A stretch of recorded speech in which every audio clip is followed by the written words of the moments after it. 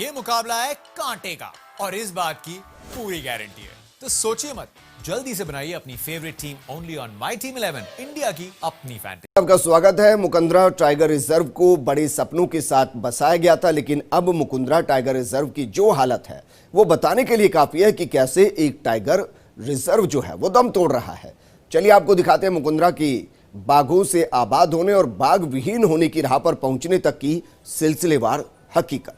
ये रिपोर्ट देखिए।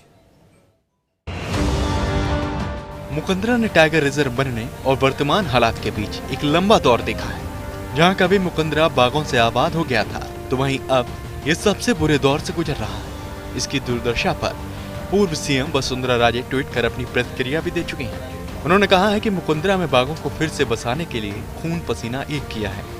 यहाँ एक के बाद एक बाघों की मौत एक बुरे सदमे की तरह है। दरअसल मुकुंदरा को टाइगर रिजर्व 2013 में घोषित किया गया। लगभग 4 जिलों कोटा, झालावाड़, बूंदी और चित्तौड़ के जंगलों को मिलाकर लगभग 750 वर्ग किलोमीटर के इस जंगल को टाइगर रिजर्व बनाया गया। यहाँ जब 2013 में मुकुंदरा को टाइगर रिजर्व बनाया गया, तब सबसे बड़ा काम था टाइगर का पर्याप्त परिवेश तैयार करना। लेकिन इस तैयारी में शायद कोई न कोई कमी रह गई।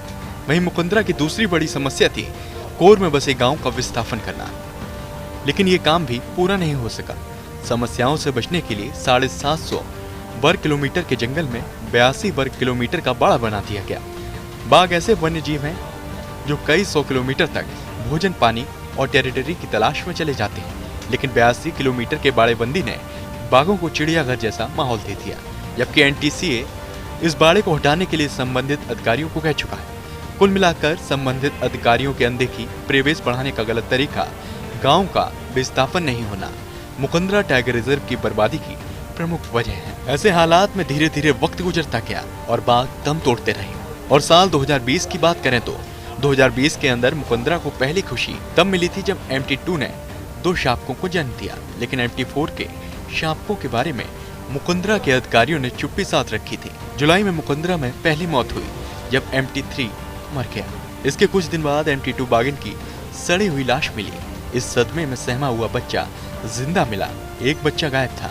रेस्क्यू किए बच्चे ने भी कुछ दिनों बाद दम तोड़ दिया। अब नर बाघ मुकुंदरा का पहला टाइगर भी लापता था। साथ ही साथ MT4 का एक शावक लापता और MT4 लंगड़ाती हुई मिली। फिलहाल MT4 का इलाज बायो पार्क में चल रहा है। मुकुंदरा बाघ विहीन हो चुका है। लोगों ने सवाल उठाए हैं, क्या ये सब एक सोची समझी साजिश के तहत तो नहीं हुआ है? ऐसे में आपको पता ही होगा कि जब सरिस्का से बाघ गायब हुए थे तो खुद तत्कालीन प्रधानमंत्री ने संज्ञान लिया था। अब देखना यह होगा कि केंद्र और राज्य सरकार इस मामले को किस तरह लेती है और कैसे मुकुंदरा के हालात सुधरते हैं। Nirmal Tiwari, first India news, Jaipur.